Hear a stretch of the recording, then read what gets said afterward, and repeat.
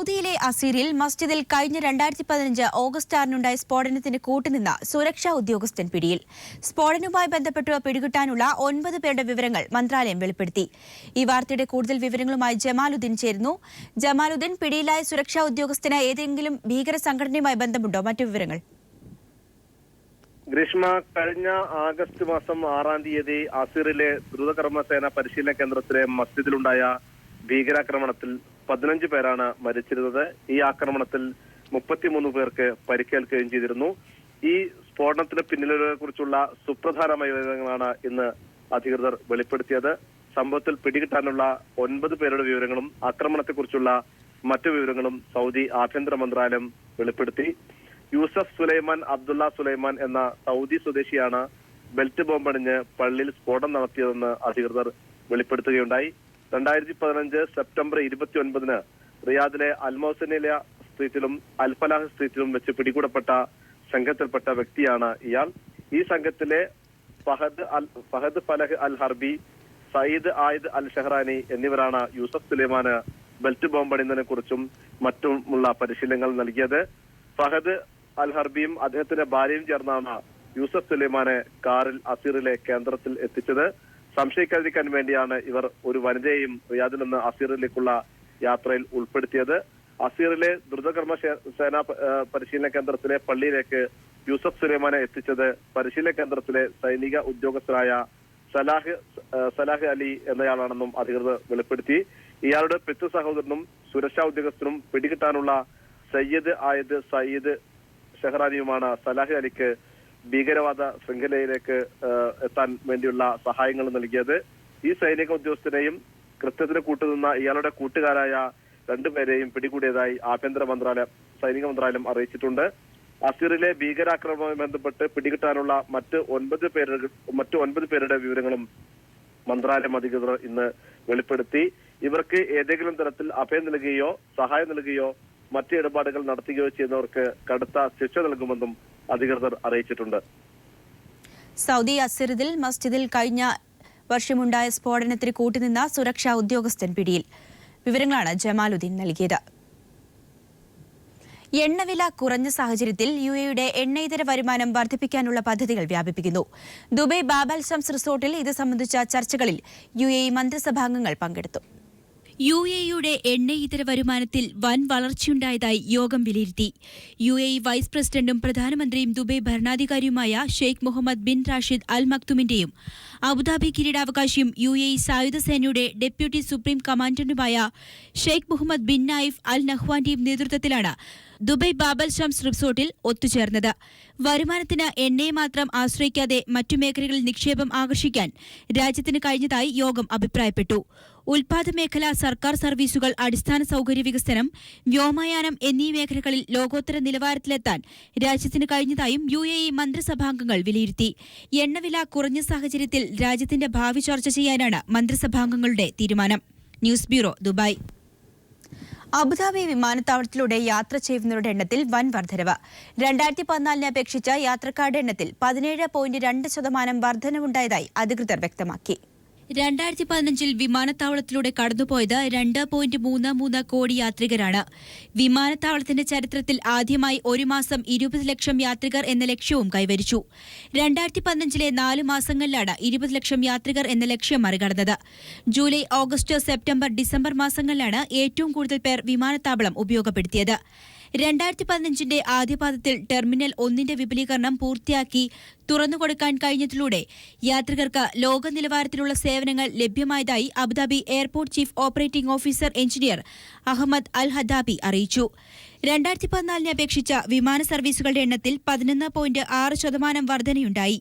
2014-നെ അപേക്ഷിച്ച് ചരക്കുനീക്കത്തിൽ 3.8% വർധനയുണ്ടായതായി കണക്കുകൾ വ്യക്തമാക്കുന്നു. 2016-ൽ യാത്രികരുടെ എണ്ണത്തിലും വ്യോമനീക്കത്തിലും ചരക്ക് നീക്കത്തിലും കൂടുതൽ വർധന പ്രതീക്ഷിക്കുന്നതായും അധികൃതർ അറിയിച്ചു. News bureau, Dubai. ദുബൈയിലെത്തുന്ന അറബിതര വിദേശികളിൽ കൂടുതലും ഇന്ത്യക്കാരെന്ന് റിപ്പോർട്ട്. കഴിഞ്ഞ വർഷം 16 ലക്ഷം ഇന്ത്യക്കാർ എത്തിയതായി Dubai department of tourism and commerce marketing വ്യക്തമാക്കി. മുൻ വർഷത്തെ അപേക്ഷിച്ച് സന്ദർശകരുടെ എണ്ണത്തിൽ 6.1% വർധനവുണ്ട്. കഴിഞ്ഞ വർഷം മൊത്തം 30 ലക്ഷം അറബ് ഇതരരാണ് ദുബായിൽ സന്ദർശനത്തിനെത്തിയത്. സൗദിയിൽ അതിശൈത്യം തുടരുന്നു. 1992 ശേഷം ഏറ്റവും തണുപ്പ് അനുഭവപ്പെട്ട ദിവസമായിരുന്നു ശനിയാഴ്ച. ശീതക്കാറ്റും തണുപ്പും ചൊവ്വാഴ്ച വരെ തുടരുമെന്ന് കാലാവസ്ഥാ നിരീക്ഷണ കേന്ദ്രം അറിയിച്ചു. സൗദിയുടെ വിവിധ ഭാഗങ്ങളിൽ ചൊവ്വാഴ്ച വരെ ശീതക്കാറ്റും തണുപ്പും തുടരുമെന്ന് കാലാവസ്ഥാ നിരീക്ഷണ കേന്ദ്രം മുന്നറിയിപ്പ് നൽകി. 1992 ശേഷം ഏറ്റവും തണുപ്പ് അനുഭവപ്പെട്ട ദിവസമായിരുന്നു ശനിയാഴ്ചയെന്ന് കാലാവസ്ഥാ വിദഗ്ധൻ ഡോക്ടർ അബ്ദുള്ള അൽ മുസ്നദ് അറിയിച്ചു. ഏറ്റവും കുറവ് താപനില രേഖപ്പെടുത്തിയത് ഹയാലിലാണ്. 0-നും താഴെ 6 ഡിഗ്രിയായിരുന്നു ഇന്നലെ ഹയാലിലെ താപനില. കഴിഞ്ഞ 3 ദിവസമായി ഹയാലിലെ താഴ്ന്ന പ്രദേശങ്ങളെല്ലാം മഞ്ഞിൽ മൂടിയിരിക്കുകയാണ്. വെള്ളം തണുത്തുറഞ്ഞ് കട്ടിയായതോടെ പലയിടങ്ങളിലും ജലവിതരണ പൈപ്പുകൾ പൊട്ടിയതായി ഡോക്ടർ അബ്ദുള്ള പറഞ്ഞു. വെള്ളം കട്ടിയാകുമ്പോൾ പൈപ്പിന്റെ വ്യാസം മതിയാകാതെ വരുന്നതാണ് ഇതിന് കാരണമെന്നും അദ്ദേഹം കൂട്ടിച്ചേർത്തു. News bureau, Dammam. സൗദിയിലെ അൽഹസ പള്ളിയിൽ ആക്രമണം നടത്തിയ ചാവേറിനെ തിരിച്ചറിഞ്ഞു. അബ്ദുൾ റഹ്മാൻ അബ്ദുള്ള സുലൈമാനി എന്ന 22-കാരനാണ് ചാവേർ. ഇയാളെ മുൻപും സൗദി പോലീസ് കസ്റ്റഡിയിലെടുത്തതായി പറയുന്നു. തടവുകാരെ വിട്ടയക്കണമെന്നാവശ്യപ്പെട്ട് സംഘം ചേർന്നതിനായിരുന്നു 2012 ഡിസംബർ 9-ന് ഇയാളെ അറസ്റ്റ് ചെയ്തതെന്ന് ആഭ്യന്തര മന്ത്രാലയം വ്യക്തമാക്കി.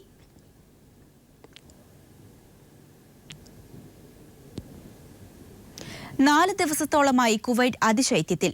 ബുധനാഴ്ച രാത്രിയോടെ തുടങ്ങിയ തണുപ്പിന് ഇതുവരെയും ശമനമായിട്ടില്ല. ഇതേ കാലാവസ്ഥ 2-3 ദിവസം നീണ്ടു നിൽക്കുമെന്നാണ് കാലാവസ്ഥാ നിരീക്ഷകരുടെ നിഗമനം. രാജ്യത്തിന്റെ പല ഭാഗങ്ങളിലും അന്തരീക്ഷ ഊഷ്മാവ് 0 ഡിഗ്രി വരെ കുറഞ്ഞതായാണ് റിപ്പോർട്ട്. മരുപ്രദേശങ്ങളിൽ -7 വരെ ഊഷ്മാവ് കുറഞ്ഞതായും അനൌദ്യോഗിക റിപ്പോർട്ടുകളുണ്ട്. രാജ്യാതിർത്തിയിൽ ശക്തമായ ശൈത്യക്കാറ്റിൽ മഞ്ഞുവീഴ്ചയുണ്ടായി. കുവൈറ്റിൽ ആദ്യമായാണ് മഞ്ഞുവീഴ്ചയുണ്ടാകുന്നത്. സാൽമി മേഖലയിൽ ആലിപ്പഴ വർഷവുമുണ്ടായി. കൊടും തണുപ്പിനൊപ്പം മണിക്കൂറിൽ 20 മുതൽ 45 വരെ കിലോമീറ്റർ വേഗതയിൽ തണുത്ത കാറ്റ് വീശുന്നത് ജനജീവിതം ദുസ്സഹമാക്കിയിട്ടുണ്ട്. സാധാരണ രീതിയിലായിരുന്ന അന്തരീക്ഷ ഊഷ്മാവ് വളരെ പെട്ടെന്നാണ് 0 ഡിഗ്രിയോടടുത്തത്. കുവൈറ്റിലെ മലയാളി മാധ്യമ പ്രവർത്തകരുടെ കൂട്ടായ്മയായ മലയാളി മീഡിയ ഫോറം വാർഷിക പരിപാടി സംഘടിപ്പിച്ചു. Indian embassy second secretary AK Srivastava ഉദ്ഘാടനം ചെയ്തു. MMF general convener Abdul Hathaf Thayyil അധ്യക്ഷത വഹിച്ചു. സമകാലിക ലോകത്ത് രാഷ്ട്രീയ പ്രക്രിയയെ നിർണായകമായി സ്വാധീനിക്കുന്ന ശക്തിയായി മാധ്യമങ്ങൾ വളർന്നതായും രാഷ്ട്രീയ പാർട്ടികളുടെ പരമ്പരാഗത സംഘടനാ സംവിധാനങ്ങളെയും പ്രവർത്തന രീതികളെയും മാധ്യമങ്ങൾ അട്ടിമറിച്ച കാലം കൂടിയാണിതെന്നും മുഖ്യപ്രഭാഷണത്തിൽ പ്രമുഖ മാധ്യമ പ്രവർത്തകൻ സി ഗൌരിദാസൻ അഭിപ്രായപ്പെട്ടു. കുവൈറ്റിലെ പാലക്കാട് പ്രവാസി അസോസിയേഷന്റെ പുതിയ ഭാരവാഹികളെ തെരഞ്ഞെടുത്തു. അബ്ബാസിയിൽ ചേർന്ന വാർഷിക യോഗത്തിലാണ് ഭാരവാഹികളെ തെരഞ്ഞെടുത്തത്. പുതുതായി പ്രസിഡന്റായി അരവിന്ദാക്ഷനെയും ജനറൽ സെക്രട്ടറിയായി ശിവദാസ് വാഴിലിനെയും ഖജാൻജിയായി ശ്രീഹരിയെയും തെരഞ്ഞെടുത്തു. ഖുറാനിക് സ്കൂൾ ഓഫ് അഗ്രബിയ മദ്രസ ഫെസ്റ്റും ബിരുദദാന ചടങ്ങും സംഘടിപ്പിച്ചു. രക്ഷിതാക്കളും വിദ്യാർത്ഥികളുമടക്കം 100 കണക്കിന് പേർ പങ്കെടുത്ത പരിപാടിയിൽ തനിമ ഖോബാർ മേഖല വൈസ് പ്രസിഡന്റ് അഷ്റഫ് സലഫി കാരക്കാട് മുഖ്യപ്രഭാഷണം നിർവഹിച്ചു. സാംസ്കാരിക സമ്മേളനം ദഹ്റാൻ പ്രിൻസ് സുൽത്താൻ മിലിറ്ററി മെഡിക്കൽ കോളേജ് മതകാര്യ വകുപ്പ് ഡയറക്ടർ ഷെയ്ഖ് സൌദ് ഹസൻ അഖ്ഫി ഉദ്ഘാടനം ചെയ്തു. അധികാരത്തിൽ കടിച്ചു തൂങ്ങാനാണ് ഉമ്മൻചാണ്ടിയുടെ ശ്രമമെങ്കിൽ ഇനിയുള്ള നാളുകൾ കടുത്ത പ്രതിഷേധത്തിന്റേതാകുമെന്ന് പിണറായി വിജയൻ. കോടതി വരെ ഭീഷണിപ്പെടുത്തിയാണ് ഉമ്മൻചാണ്ടി അധികാരത്തിൽ തുടരുന്നത്. 2 മാസം കൂടി ഉമ്മൻചാണ്ടി രക്ഷിച്ചെടുക്കാനാണ് കോൺഗ്രസ് അഖിലേന്ത്യാ നേതൃത്വത്തിന്റെ ശ്രമമെന്നും പിണറായി വിജയൻ പറഞ്ഞു. ഉമ്മൻചാണ്ടി രാജിവെക്കുക എന്നത് ഇന്നുയർന്നു വന്ന സാഹചര്യത്തിൽ നിർബന്ധമായും നടപ്പാകേണ്ട ഒരു കാര്യമാണ്. ഉമ്മൻചാണ്ടി രാജിവെക്കാതിരിക്കാൻ ന്യായങ്ങൾ കണ്ടെത്താനുള്ള ശ്രമമാണ് നടത്തിയത്. ബാബുവിനെ തിരികെ കൊണ്ടുവരുന്നത് അതിൻ്റെ ഭാഗമായിട്ടാണ്. ഇപ്പോൾ KM മാണിയെ വീണ്ടും മന്ത്രിയാക്കാനുള്ള ശ്രമമുണ്ട് എന്നുള്ള വാർത്തയും വന്നിട്ടുണ്ട്. അപ്പോൾ ഇതൊക്കെ ഉമ്മൻചാണ്ടി സ്വയരക്ഷയ്ക്ക് വേണ്ടി ചെയ്യുന്ന കാര്യങ്ങളാണ്. മുഖ്യമന്ത്രിക്കും മന്ത്രിമാർക്കുമെതിരെ ഗുരുതരമായ ആരോപണങ്ങൾ ഉയരുന്നതിൽ കോൺഗ്രസ് ഹൈക്കമാൻഡ് ആശങ്കയിൽ. വരും ദിവസങ്ങളിൽ സോളാർ കമ്മീഷന് മുൻപാകെ കൂടുതൽ വെളിപ്പെടുത്തലുകൾ നടത്തുമെന്ന സരിതാ നായരുടെ ഭീഷണിയും കേന്ദ്ര നേതൃത്വത്തിന്റെ എന്ന പോലെ സംസ്ഥാന നേതൃത്വത്തിന്റെയും ഉറക്കം കെടുത്തുകയാണ്. കോൺഗ്രസിലെ 2ാം നിര നേതാക്കൾ മുഖ്യമന്ത്രിയും സർക്കാരിനെയും പ്രതിരോധിച്ച് രംഗത്തെത്താത്തതും ശ്രദ്ധേയമാണ്. നിയമസഭാ തെരഞ്ഞെടുപ്പ് നടക്കുന്ന സംസ്ഥാനങ്ങളിൽ കോൺഗ്രസ് കേന്ദ്ര നേതൃത്വത്തിന് ഏറെ പ്രതീക്ഷയുള്ള സംസ്ഥാനമായിരുന്നു കേരളം. എന്നാൽ സോളാർ ബാർ വിഷയങ്ങളിൽ നിരന്തരമുണ്ടാകുന്ന വെളിപ്പെടുത്തലുകളും കോടതി നിരീക്ഷണങ്ങളും ആ പ്രതീക്ഷ അസ്ഥാനത്താക്കുകയാണ്. നിലവിലെ സാഹചര്യത്തിൽ കോൺഗ്രസ് നേതൃത്വം ആശങ്കയിലും അസ്വസ്ഥതയിലുമാണ്. ഹൈക്കോടതിയിൽ നിന്ന് അല്പം ആശ്വാസം ലഭിച്ചുവെങ്കിലും സ്ഥിതിഗതികൾ കോൺഗ്രസ് നേതൃത്വം നിരീക്ഷിച്ചു വരികയാണ്. ഉയരുന്ന ആരോപണങ്ങളിൽ കഴമ്പില്ലെന്നും പ്രതിപക്ഷത്തിന്റെ ഗൂഢാലോചനയാണ് പിന്നിലെന്നും മുഖ്യമന്ത്രി ഉൾപ്പെടെയുള്ളവർ സമർത്ഥിക്കാൻ ശ്രമിക്കുമ്പോഴും ഇക്കാര്യം മുഖവിലക്കെടുക്കാൻ ഹൈക്കമാൻഡ് തയ്യാറായിട്ടില്ല. മുഖ്യമന്ത്രിക്കും മകനും മറ്റു മന്ത്രിമാർക്കുമെതിരെ സരിത നടത്തിയ വെളിപ്പെടുത്തലുകൾ കോൺഗ്രസിന്റെ പ്രതിച്ഛായ തീർത്തും ഇല്ലാതാക്കിയതായാണ് ഹൈക്കമാൻഡിന്റെ വിലയിരുത്തൽ. തൽക്കാലത്തേക്ക് ഉമ്മൻചാണ്ടി രക്ഷിക്കാൻ നേതൃത്വം തയ്യാറായെങ്കിലും വരും ദിവസങ്ങളിൽ സരിത നായരുടെ വെളിപ്പെടുത്തലുകൾ നിർണായകമാകും. ഇതിനിടെ മുഖ്യമന്ത്രിക്കെതിരെ മുതിർന്ന എംപിമാർ ഉൾപ്പെടെയുള്ളവർ രഹസ്യനീക്കവും തുടങ്ങിയിട്ടുണ്ട്. കോൺഗ്രസിലെ രണ്ടാന്തര നേതാക്കൾ മുഖ്യമന്ത്രിയുടെ നീക്കങ്ങളിൽ കടുത്ത അസംതൃപ്തിയിലാണ്. ചാനൽ ചർച്ചകളിൽ ഉൾപ്പെടെ മുഖ്യമന്ത്രിയെയും സർക്കാരിനെയും പ്രതിരോധിക്കാൻ ഇവരാരും രംഗത്തെത്താത്തതും ശ്രദ്ധേയമാണ്. അതേസമയം കഴിഞ്ഞ ദിവസം മുൻ KPCC അധ്യക്ഷൻ കൂടിയായ K മുരളീധരൻ മുഖ്യമന്ത്രിക്ക് പിന്തുണയുമായി എത്തിയതും ശ്രദ്ധേയമാണ്. ഇനിയുള്ള ദിവസങ്ങളിൽ സരിത സോളാർ കമ്മീഷനിൽ മുഖ്യമന്ത്രിക്കും മന്ത്രിമാർക്കും എതിരെ വ്യക്തമായ തെളിവ് നൽകിയാൽ പ്രതിസന്ധി കൂടുതൽ രൂക്ഷമാകും. അത് നേതൃമാറ്റം എന്ന ആവശ്യത്തിലേക്കും എത്തിച്ചേരാം. തമ്പാനൂർ രവിയും സരിതയുമായുള്ള ടെലിഫോൺ സംഭാഷണം പുറത്തുവന്നത് മുതൽ മുഖ്യമന്ത്രിയും മന്ത്രിമാരും പ്രതിരോധത്തിലാണ്. പുറമേക്ക് സ്ഥിതി ശാന്തമെങ്കിലും കോൺഗ്രസിനുള്ളിൽ അസ്വസ്ഥത പുകയുകയാണ്. ഉമ്മൻചാണ്ടിയുടെ നിലപാടിൽ ഘടകകക്ഷികളും കടുത്ത അസംതൃപ്തരാണ്. News bureau, Thiruvananthapuram. അമിത്ഷായുമായി കൂടിക്കാഴ്ചയ്ക്കൊരുങ്ങുന്ന മാണിക്കെതിരെ UDF പ്രതികരിക്കുന്നില്ലെന്ന് കോടിയേരി ബാലകൃഷ്ണൻ. ഇത് UDF BJP ബന്ധത്തിന് വഴിയൊരുക്കാനെന്നും കോടിയേരി വയനാട്ടിൽ പറഞ്ഞു. 2 ദിവസം മുമ്പ് KM മാണി പരസ്യമായി പറഞ്ഞു, കോട്ടയം സന്ദർശിക്കാൻ പോകുന്ന BJPയുടെ അഖിലേന്ത്യാ പ്രസിഡന്റ് അമിത് ഷായെ ഗസ്റ്റ് ഹൗസിലോ മറ്റോ കണ്ടുമുട്ടിയാൽ എനിക്ക് സംസാരിക്കേണ്ടി വരും. KM മാണി അമിത് ഷാ ബന്ധമുണ്ടാക്കി. അടുത്ത തെരഞ്ഞെടുപ്പിൽ UDF BJPയും തമ്മിൽ രഹസ്യ കൂട്ടുകെട്ടുണ്ടാക്കാൻ അണിയറ നീക്കങ്ങൾ ആരംഭിച്ചു കഴിഞ്ഞിരിക്കുന്നു എന്നതിന്റെ തെളിവാണ് രാജൻ ബാബു BJDS ബന്ധവും KM മാണി അമിത് ഷാ ബന്ധവും ഇതിന്റെ ഭാഗമാണ്. ബിയർ ആൻഡ് വൈൻ പാർലർ ഉടമകൾ പുതിയ സംഘടന രൂപീകരിക്കും. സംസ്ഥാന തലത്തിൽ ഉടൻ യോഗം ചേർന്ന് പുതിയ ഭാരവാഹികളെ തീരുമാനിക്കാനും കൊച്ചിയിൽ ചേർന്ന ബിയർ ആൻഡ് വൈൻ പാർലർ ഉടമകളുടെ യോഗത്തിൽ ധാരണയായി. Kerala bar hotel owners association നേതൃത്വത്തോട് പിരിച്ച തുകയുടെ കണക്കുകൾ ആവശ്യപ്പെടാനും യോഗം തീരുമാനിച്ചു. Kerala bar hotel owners association നേതൃത്വത്തോടുള്ള ശക്തമായ അഭിപ്രായ വ്യത്യാസത്തെ തുടർന്നാണ് ബിയർ ആൻഡ് വൈൻ പാർലർ ഉടമകൾ കൊച്ചിയിൽ യോഗം ചേർന്നത്. 3 പ്രധാന കാര്യങ്ങളാണ് യോഗത്തിൽ തീരുമാനിച്ചത്. 1. ബിയർ ആൻഡ് വൈൻ പാർലർ ഉടമകൾക്കായി പുതിയ സംഘടന രൂപീകരിക്കുക. 2. ബാർ ഹോട്ടൽ അസോസിയേഷൻ നേതൃത്വത്തോട് സംഭാവന പിരിച്ചതിന്റെ കണക്കുകൾ ആവശ്യപ്പെടുക. 3. ബാർ കേസിൽ സുപ്രീം കോടതിയിൽ സമർപ്പിച്ച റിവ്യൂ പെറ്റീഷനിൽ കക്ഷി ചേരുക തുടങ്ങിയവയാണ് തീരുമാനങ്ങളെന്ന് യോഗത്തിന് നേതൃത്വം നൽകിയ VM രാധാകൃഷ്ണൻ പറഞ്ഞു. ഞങ്ങളുടെ അംഗങ്ങൾ നൽകിയ പണത്തിന്റെ വിവരശേഖരണത്തിന് വേണ്ടി ഒരു ക്വസ്റ്റ്യനെയർ, ഒരു ചോദ്യാവലി എല്ലാ അംഗങ്ങൾക്കും നൽകി അവരിൽ നിന്ന് വിവരങ്ങൾ ശേഖരിച്ച ശേഷം അതിൻ്റെ അടിസ്ഥാനത്തിൽ ഒരു എഴുത്ത് മുൻ നേതൃത്വത്തിന് കൊടുക്കുകയും അവരിൽ നിന്ന് വിവരങ്ങൾ കിട്ടാത്ത പക്ഷം യുക്തമായ പിന്നീട് വരുന്ന കമ്മിറ്റി തീരുമാനിക്കുന്ന തരത്തിലുള്ള നിയമ നടപടികൾ സ്വീകരിക്കാനും തീരുമാനിച്ചു. സുപ്രീം കോടതിയിൽ കേസ് പരാജയപ്പെട്ടിട്ടും അസോസിയേഷൻ നേതൃത്വം തുടർ നടപടി സ്വീകരിച്ചില്ലെന്നും വിമർശിക്കുന്നവരെ ഒറ്റപ്പെടുത്തുന്ന സമീപനമാണ് നേതൃത്വത്തിൻ്റെതെന്നും യോഗത്തിൽ അഭിപ്രായമുയർന്നു. സർക്കാരിൽ നിന്നും നീതിപൂർവകമായ സമീപനം ഉണ്ടായില്ലെന്നും യോഗത്തിൽ വിമർശനമുയർന്നു. News bureau, Kochi. മന്ത്രിസഭയിലെ അഴിമതിക്കാരെല്ലാം ചേർന്ന് ജനങ്ങളെ കബളിപ്പിക്കാൻ ശ്രമിക്കുകയാണെന്ന് VS അച്യുതാനന്ദൻ. K ബാബുവിന്റെ രാജിയെപ്പറ്റി കോഴിക്കോട് പ്രതികരിക്കുകയായിരുന്നു അദ്ദേഹം. എല്ലാ അഴിമതിക്കാരും ഒത്തുകൂടി ജനങ്ങളെ കബളിപ്പിക്കാൻ, അതിന് മുന്നോടിയായി നിങ്ങളെ, മാധ്യമങ്ങളെ കബളിപ്പിക്കാൻ നീങ്ങിക്കൊണ്ടിരിക്കുകയാണ്. അപ്പോൾ അതിൻ്റെ സത്യാവസ്ഥയെല്ലാം നിങ്ങൾ പുറത്തു കൊണ്ടുവരാൻ നോക്കൂ. K ബാബു അധികാരത്തിൽ തിരിച്ചെത്തുന്നതിൽ അപാകതയില്ലെന്ന് VM സുധീരൻ. സോളാർ കേസുമായി ബന്ധപ്പെട്ട് വരുന്ന ആരോപണങ്ങൾ സർക്കാരിന് പ്രശ്നങ്ങൾ സൃഷ്ടിക്കുന്നുണ്ട്. ആരോപണങ്ങളെ മറികടക്കാൻ സാധിക്കുമെന്നും സുധീരൻ പറഞ്ഞു. വിജിലൻസ് ജഡ്ജിക്കെതിരെയുള്ള യൂത്ത് കോൺഗ്രസിന്റെ പ്രതിഷേധ രീതി ശരിയായില്ലെന്നും സുധീരൻ കൊച്ചിയിൽ വ്യക്തമാക്കി. സ്വാഭാവികമായി സർക്കാരിനെതിരെ നിരന്തരമായി വരുമ്പോൾ അതിൻ്റെതായ ചില പ്രശ്നങ്ങൾ ഉണ്ടെങ്കിലും പക്ഷെ അതിനെ മറികടക്കാൻ UDFന് സാധിക്കും. ഏത് തലത്തിലുള്ള കോടതികളായാലും ആ കോടതിയുടെ ഒരു ഉത്തരവിനോ തീരുമാനത്തിനോ എതിരായി ആ തരത്തിലുള്ള ഒരു പ്രതിഷേധത്തിലേക്ക് പോകുന്നത് ഉചിതമാണ് എന്ന് ഞാൻ കരുതുന്നില്ല.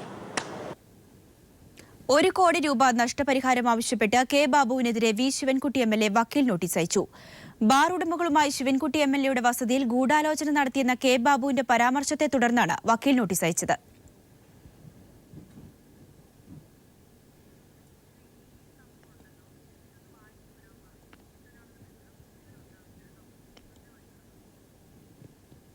ഒമാനിലെ ബഹ്ലയിൽ കഴിഞ്ഞ ദിവസമുണ്ടായ വാഹനാപകടത്തിൽ ഒരാൾ കൂടി മരിച്ചു.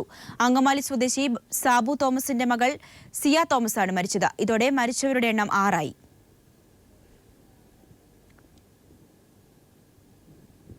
സരിതയ്ക്കെതിരെ ജനങ്ങളാണ് രാജ്യത്തെ ചരിത്രം നിർമ്മിക്കുന്നത്. ഈ രാജ്യത്തെ കാര്യങ്ങൾ നടക്കണമെന്നുണ്ടെങ്കിൽ ജനങ്ങൾ സംഘടിക്കണം.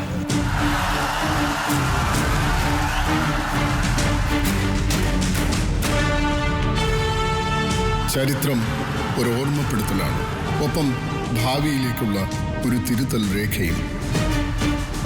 പുതിയ ചിന്ത, പുതിയ കർമ്മം, പുതിയ കേരളം. പങ്കെടുക്കൂ, അണിചേരൂ ഈ ബഹുജന മുന്നേറ്റത്തിൽ. ജനലക്ഷങ്ങൾ നൽകിയ ഉജ്ജ്വല സ്വീകരണങ്ങൾ ഏറ്റുവാങ്ങി പിണറായി വിജയൻ നയിക്കുന്ന നവകേരള മാർച്ച് പര്യടനം തുടരുകയാണ്. ജാഥ തൃശൂർ ജില്ലയിൽ 2ാം ദിവസത്തെ പര്യടനം പൂർത്തിയാക്കി. ആമ്പല്ലൂർ, ചേർപ്പ്, പൂവത്തൂർ, ചാവക്കാട് എന്നിവിടങ്ങളിലായിരുന്നു ഇന്ന് സ്വീകരണം. ഒട്ടേറെ തൊഴിലാളി സമരങ്ങളുടെ വീരചരിത്രമുള്ള ആമ്പല്ലൂരായിരുന്നു ആദ്യ സ്വീകരണ കേന്ദ്രം. എണ്ണമറ്റ തൊഴിൽ സമരങ്ങളുടെ കണ്ണീരും രക്തവും വീണ ചരിത്രമുറങ്ങുന്ന ആമ്പല്ലൂർ നവകേരള മാർച്ചിന് നൽകിയത് ഉജ്ജ്വല വരവേൽപ്പ്. ആമ്പല്ലൂർ കവലയിൽ നിന്നും ജാഥാനായകൻ പിണറായി വിജയനെ തുറന്ന വാഹനത്തിൽ വേദിയിലേക്ക് ആനയിച്ചു. പ്രിയ നേതാവിന് അഭിവാദനങ്ങളുമായി ആയിരങ്ങൾ പിന്നാലെ. ജനനായകന്റെ വാക്കുകൾക്കായി കാതോർത്ത് 10,000. സോളാർ വിഷയത്തിൽ ഉമ്മൻചാണ്ടിക്കെതിരെ നിശിത വിമർശനവും ആരോപണവുമായി പിണറായിയുടെ വാക്കുകൾ. ഉമ്മൻചാണ്ടി കമ്മീഷന് മുന്നിൽ കൊടുത്ത തെളിവുകൾ എല്ലാം തൻ്റെ പങ്ക് വ്യക്തമാക്കുന്നതാണ്. അവിടെ എല്ലാം നുണയാണ് പറഞ്ഞതെങ്കിലും അതിലൂടെയൊക്കെ വ്യക്തമായിട്ടുള്ളത് അദ്ദേഹത്തിൻ്റെ പങ്കാണ്. അദ്ദേഹത്തിൻ്റെ പങ്ക് ഔദ്യോഗികമായി സ്ഥിരീകരിക്കപ്പെട്ടിരിക്കുന്നു. അടുത്ത സ്വീകരണം നാട്ടിക മണ്ഡലത്തിന്റെ ഭാഗമായി ചേർപ്പ്. മഹാത്മാ മൈതാനം ഒരിക്കൽ കൂടി പുളകിതമായി. നവോത്ഥാന മുന്നേറ്റങ്ങൾക്ക് മുന്നിൽ നടന്നവരുടെ പിന്മുറക്കാർ ചെങ്കൊടിത്തണലിൽ ഒത്തുചേർന്നു. രക്തസാക്ഷികളുടെ ജ്വലിക്കുന്ന ഓർമ്മകൾക്കിടയിൽ അവർ ജാഥയെ ആവേശപൂർവ്വം വരവേറ്റു. മണലൂർ മണ്ഡലത്തിന്റെ ഭാഗമായ പൂവത്തൂരായിരുന്നു അടുത്ത സ്വീകരണ കേന്ദ്രം. പൂവത്തൂർ പിണറായിക്കൊരുക്കിയത് വീരോചിത വരവേൽപ്പ്. സമാപനം ചാവക്കാടെന്ന തീരദേശ നഗരം ഉജ്ജ്വലമാക്കി. 10,000 സ്വീകരണ കേന്ദ്രങ്ങളിലേക്ക് ഒഴുകിയെത്തി. ജാഥ നാളെയും തൃശൂർ ജില്ലയിൽ പര്യടനം തുടരും. ക്യാമറമാൻമാരായ ബാബുരാജ് മൊറാഴയ്ക്കും അഭിലാഷ് നിലമ്പൂരിനുമൊപ്പം സാലി മുഹമ്മദ്. നവകേരള മാർച്ചിന്റെ ഭാഗമായി തൃശൂരിലെത്തിയ CPM പോളിറ്റ് ബ്യൂറോ അംഗം പിണറായി വിജയൻ ജില്ലയിലെ വിവിധ മേഖലകളിലുള്ളവരുമായി കൂടിക്കാഴ്ച നടത്തി. സാംസ്കാരിക സാമൂഹ്യ രംഗങ്ങളിലെ വ്യക്തിത്വങ്ങൾ അഭിപ്രായങ്ങൾ പങ്കുവച്ചു. മതനിരപേക്ഷതയുടെ പ്രചാരണത്തിനായി പ്രവർത്തനങ്ങൾ ഊർജിതമാക്കണമെന്ന് കൂട്ടായ്മയിൽ അഭിപ്രായമുയർന്നു. മതനിരപേക്ഷ അഴിമതി വിമുക്ത കേരളം എന്ന മുദ്രാവാക്യവുമായി തൃശൂരിലെത്തിയ ജാഥ ക്യാപ്റ്റനുമായി കൂടിക്കാഴ്ച നടത്താൻ സാംസ്കാരിക സാമൂഹിക നായകർ ഒത്തുചേർന്നു. വിവിധ മേഖലകളിൽ നിന്നെത്തിയ പ്രമുഖർ സമകാലിക രാഷ്ട്രീയ സാമൂഹ്യ രംഗങ്ങളിലെ പശ്ചാത്തലങ്ങൾ ചർച്ചാവിഷയമാക്കി. അഴിമതിയും കെടുകാര്യസ്ഥിതിയും നാടിന്റെ വികസനത്തിന് തടസ്സം നിൽക്കുന്നതായി വ്യവസായികൾ അഭിപ്രായപ്പെട്ടു. സാംസ്കാരിക പ്രവർത്തകരും ആശയങ്ങൾ മുമ്പോട്ട് വയ്ക്കാൻ സംഗമത്തിന്റെ മുൻനിരയിൽ തന്നെ എത്തി. ഒരുപക്ഷെ കേരളത്തിൽ ആദ്യമായിട്ടായിരിക്കും ഒരു ജനനായകനും അദ്ദേഹത്തിൻ്റെ കൂടെയുള്ളവരും ഇതുപോലെ വിവിധ ജീവിത തുറകളിലുള്ളവരുടെ അഭിപ്രായങ്ങൾ നേരിട്ട് കേൾക്കുകയും അവരിൽ നിന്നും അതിൻ്റെ മെമ്മോറാണ്ടം വാങ്ങിക്കുകയും ചെയ്തിരിക്കുന്നത്. അനാവശ്യമായ വാഗ്ദാനങ്ങളൊന്നും ചെയ്യാതെ തന്നെ പരമാവധി ഈ കാര്യങ്ങൾ ജനോപകാരപ്രദമായ കാര്യങ്ങൾ നടത്താൻ ശ്രമിക്കും എന്നൊരു വാഗ്ദാനമാണ് സഖാവ് പിണറായി വിജയന്റെ ഭാഗത്തു നിന്നുണ്ടായിട്ടുള്ളത്. മതനിരപേക്ഷതയുടെ പ്രചരണത്തിനായി പ്രവർത്തനങ്ങൾ ഊർജിതമാക്കണമെന്ന കൂട്ടായ്മയിൽ അഭിപ്രായമുയർന്നു. പൂക്കാസ സംസ്ഥാന പ്രസിഡന്റ് വൈശാഖൻ മാസ്റ്റർ, ചിത്രം നമ്പൂതിരിപ്പാട, കല്യാൺ ഗ്രൂപ്പ് ചെയർമാൻമാരായ TS കല്യാണരാമൻ, TS പട്ടാഭിരാമൻ, പത്മശ്രീ സുന്ദർ മേനോൻ തുടങ്ങിയവർ പങ്കെടുത്തു. News bureau, Thrissur. CPM Kannur ജില്ലാ സെക്രട്ടറി P ജയരാജനെ ശാരീരികാസ്വാസ്ഥ്യത മൂർച്ഛിച്ചതിനെ തുടർന്ന് പരിയാരം മെഡിക്കൽ കോളേജിലേക്ക് മാറ്റി. AKG സഹകരണ ആശുപത്രിയിൽ ചികിത്സയിലായിരുന്നു അദ്ദേഹം. എൻഡോസൾഫാൻ ദുരിതബാധിതരുടെയും ഇരകളുടെയും പട്ടിണി സമരം 6 ദിവസം പിന്നിട്ടു. സർക്കാർ മുൻപ് നൽകിയ വാഗ്ദാനങ്ങൾ പാലിക്കണമെന്ന സമരക്കാരുടെ ആവശ്യത്തോട് പോലും ഇനിയും സർക്കാർ പ്രതികരിച്ചിട്ടില്ല. അവഗണന തുടർന്നാൽ സമരം ശക്തമാക്കാനാണ് സംയുക്ത സമരസമിതിയുടെ തീരുമാനം.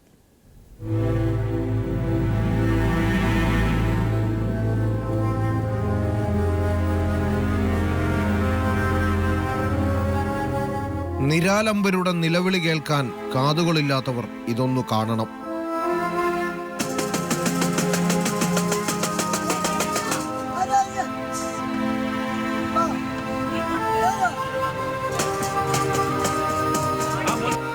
പാതയോരത്ത് എന്നു തീരുമെന്ന് ഉറപ്പില്ലാത്ത സമരത്തിന് ഇങ്ങനെ വന്ന് കിടക്കേണ്ടി വന്നതിന്റെ ദൈന്യത ഇവരുടെ എല്ലാ മുഖത്തുണ്ട്.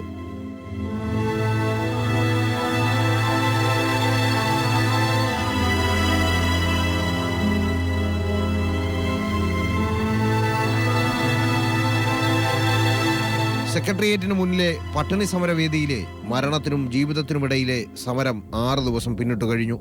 സർക്കാർ മുമ്പ് നടത്തിയ വാഗ്ദാനങ്ങൾ പാലിക്കണമെന്ന മിനിമം ആവശ്യം മാത്രമാണ് ഇവർക്ക് മുഖ്യമന്ത്രിയോട് പറയാനുള്ളത്.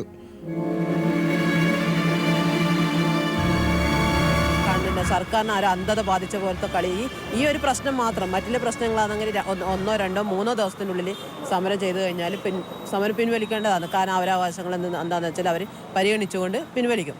നമ്മൾ ഈ 6-ാം ദിവസം പിന്നിട്ടിട്ട് നമ്മൾ ഇതിനുവേണ്ടി 3-ാം ദിവസം ചർച്ച കൊളിച്ച് അലസിപ്പോയി. ഈ ഇത്രയും പ്രശ്നങ്ങൾ അനുഭവിക്കുന്ന നമ്മളെ എന്തിനാണ് ഇവർ ഈ സർക്കാർ ഇങ്ങനെ ഒരു കണ്ണ് കാണാത്ത കളി കളിക്കുന്നതെന്നാണ് നമുക്ക് സമൂഹത്തിന് മുമ്പിലേക്ക് പറയാനുള്ളത്. മരം കോച്ചുന്ന മകരത്തിലെ തണുപ്പിനെയും ജലാംശം ഊറ്റിക്കളയുന്ന കത്തുന്ന പകൽ വെയിലും ഇന്നിവർക്ക് പ്രശ്നമല്ല. ആവശ്യങ്ങൾ അംഗീകരിക്കും വരെ സെക്രട്ടേറിയറ്റിന് മുന്നിൽ തുടരാൻ തന്നെയാണ് ഇവരുടെ എല്ലാം തീരുമാനം. എസ് ജീവൻകുമാർ, തിരുവനന്തപുരം.